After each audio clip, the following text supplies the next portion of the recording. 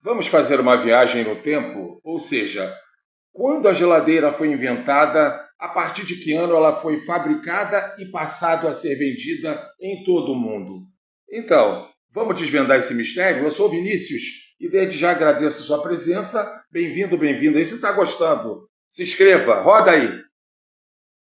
Até o início da década de 1910, as máquinas de gelo eram extremamente grandes, movidas a vapor ou motores de combustão, e projetadas para fazer gelo em escala industrial. Esta aqui, por exemplo, é uma fábrica de gelo portátil usada pela Cruz Vermelha Americana.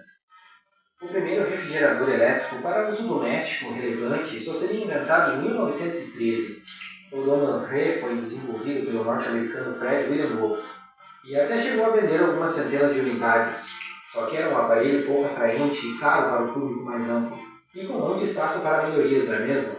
Em 1918, William Durant, cofundador da General Motors, comprou uma pequena empresa de refrigeradores e fundou a empresa Frigidaire, que iniciou a produção em massa de refrigeradores domésticos. Uma produção que ainda assim era bem pequena. A situação só começou a mudar com o lançamento do refrigerador General Electric Monitor Top, lançado em 1927, considerado o primeiro refrigerador doméstico acessível para a classe média e que realmente foi produzido em massa nos Estados Unidos.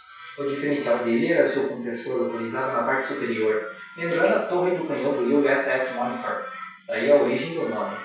Uma característica que mudaria já no final da década de 1930, com as peças do compressor sendo alocadas na parte inferior do refrigerador.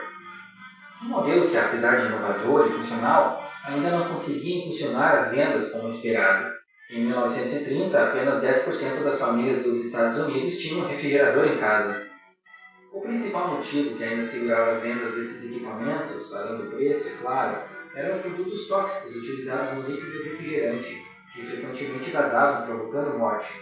Fato que ainda em 1930 não tinha viva a indústria do gelo natural.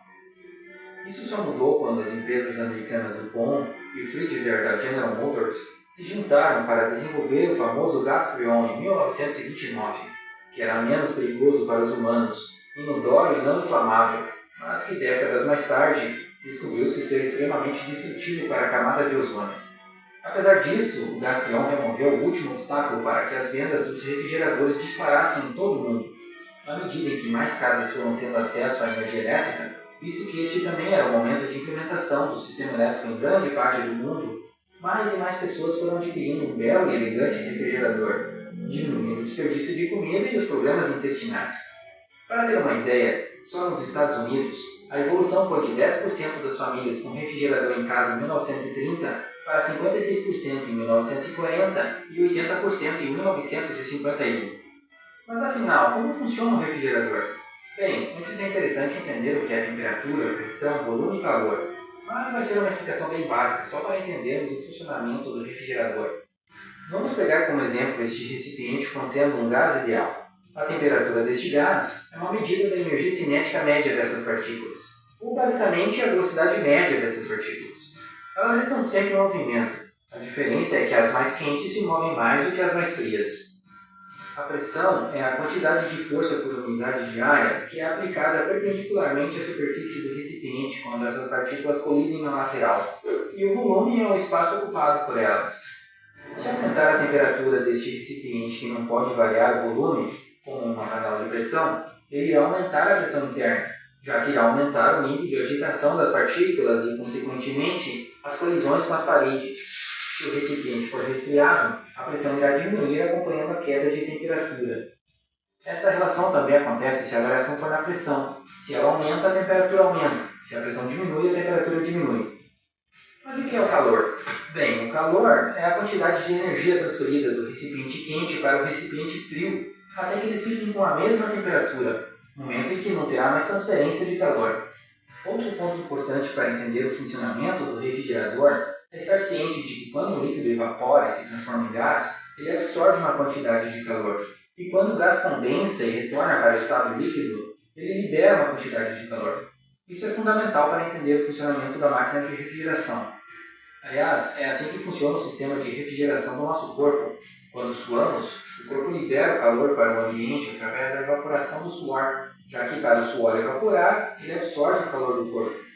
E quando a bebida gelada fica molhada por fora, é porque ela está absorvendo o calor do vapor de água que está no ambiente, que condensa nas pequenas gotas de água, ou seja, a bebida está ficando mais quente. Voltando para o refrigerador, imagine ele como uma máquina que bombeia o calor de dentro de uma caixa térmica para fora, utilizando uma bomba de calor. Basicamente, o líquido refrigerante absorve o calor dos alimentos, evapora e leva o calor para o lado de fora do refrigerador, onde ele volta para o estado líquido e libera o calor para o ambiente. Mas como o teu refrigerador faz isso? Essencialmente, são 5 componentes principais que ele utiliza para gelar a sua bebida: o compressor, a serpentina condensadora, o expansor, a serpentina de evaporação e o líquido refrigerante. Quando o líquido refrigerante passa pelo expansor, ele enfrenta uma queda repentina de pressão que também diminui repentinamente a sua temperatura.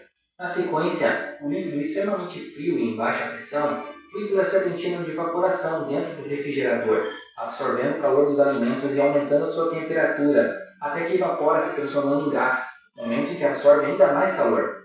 Na sequência, este gás segue em direção ao compressor, que aumenta a sua pressão e, consequentemente, ainda mais a sua temperatura.